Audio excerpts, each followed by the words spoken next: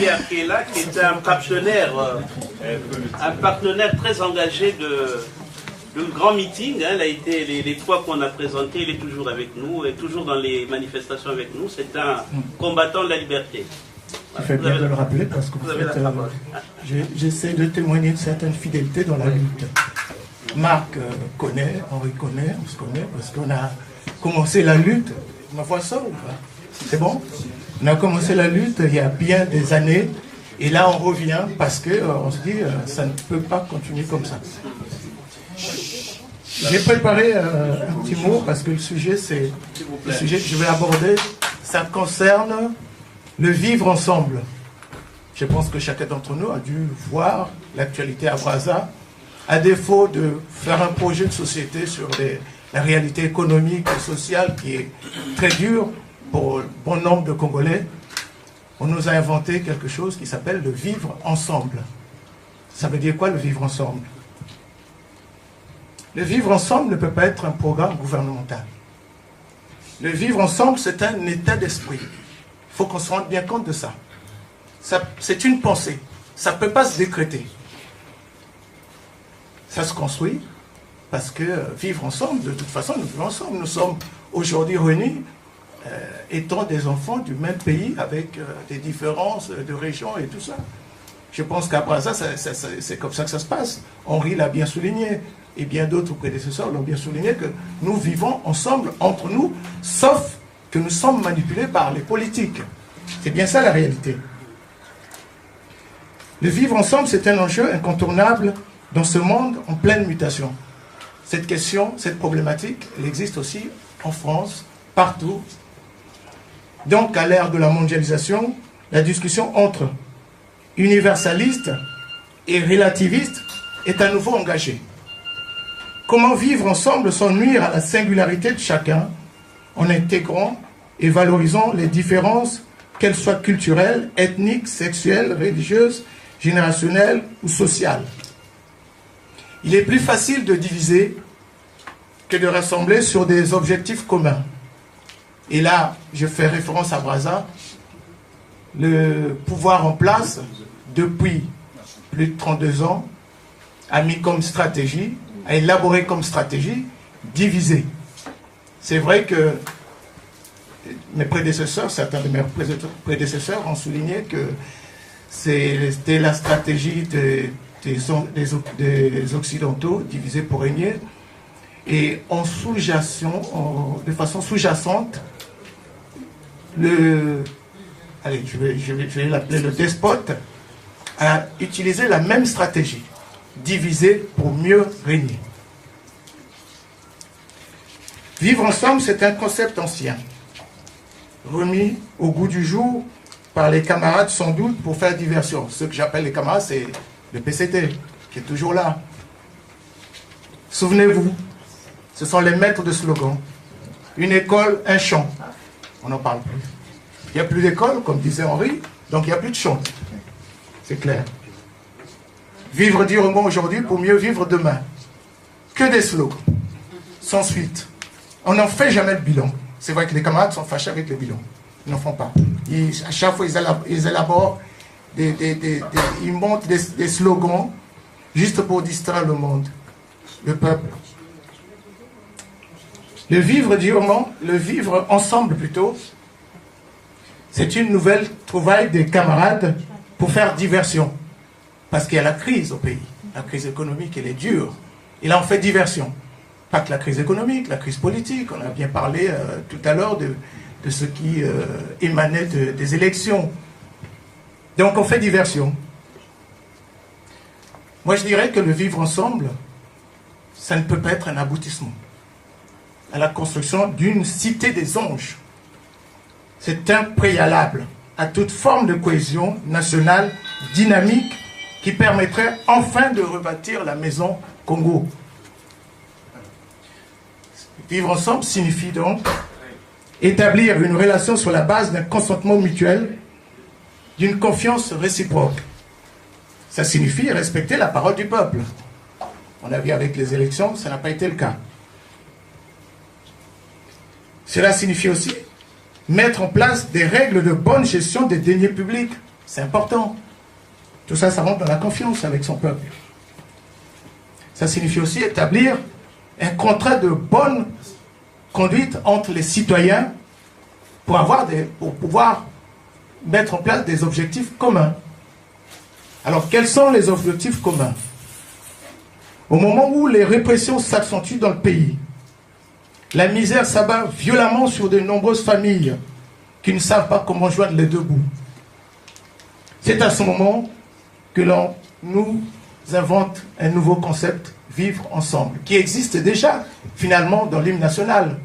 Si vous relisez les paroles de l'hymne national, ces paroles existent. Alors, quel vivre ensemble souhaitons-nous construire dans un pays où le tissu social était complètement détruit? Depuis des années, les populations se sentent abandonnées. Il existe une fracture physique, mais aussi psychologique, entre les tenants du pouvoir, qui sont aussi les nouveaux riches, et le reste de la population. La population a le sentiment d'être les laissés pour compte.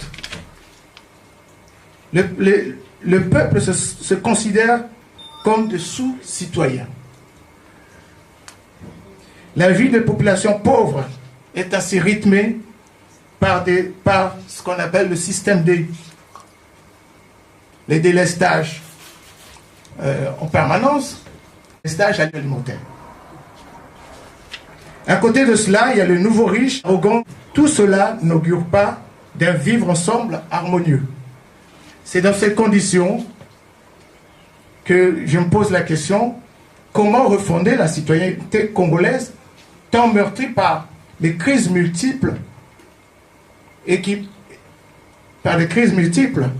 comment accepter l'idée selon laquelle la République, qui par essence est un bien public, parce que dans le mot République, on trouve bien public, c'est un bien public, est accaparée par un clan, une famille, une tribu. Finalement, je pense que pour rétablir les conditions du vivre ensemble, il va falloir passer par une meilleure répartition de la richesse du pays entre toutes les filles et fils du Congo. Il va falloir favoriser la mise en place de la démocratie citoyenne.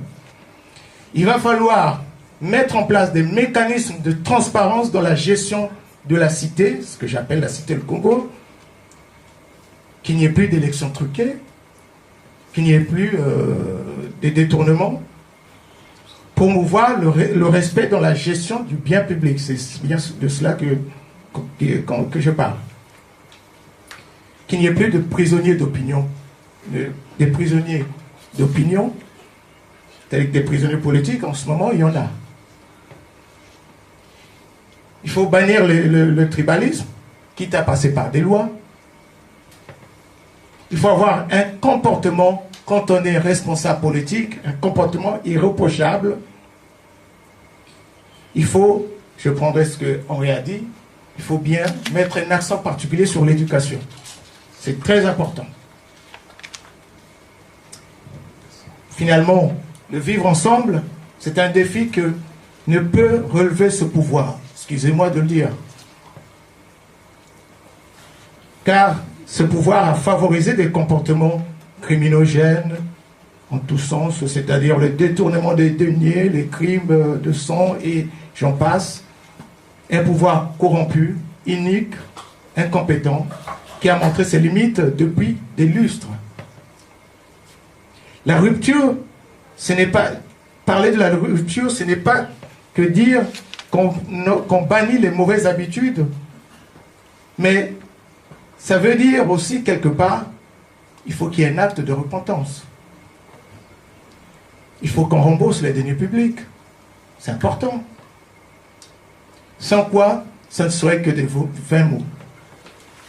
Imaginons que quelqu'un vous vole. Il vous dit simplement, on oublie, on repart de zéro. Là, qu'il vous donne au moins ce qu'il vous a pris. C'est important. Ça remet la confiance entre vous. C'est de ça qu'on parle. Et c'est là que découle le vivre ensemble. J'ai l'adage de Sonny Laboutansi, que j'ai connu.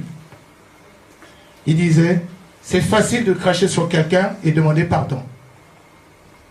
Cet adage, je le ramène au contexte du Congo, c'est facile de vider le denier public et dire on remet tout à zéro. En tout cas, excusez-moi, le PCT n'est pas qualifié pour promouvoir le vivre ensemble. L'idée est bonne, mais j'ai des doutes, j'ai des réserves. La situation actuelle, chaotique, c'est sa responsabilité. 32 ans, c'est eux qui ont géré cette situation. Le plus simple, c'est revenir aux fondamentaux de la conférence nationale. Je pense que la conférence nationale a laissé des bases sur lesquelles nous pouvons nous appuyer.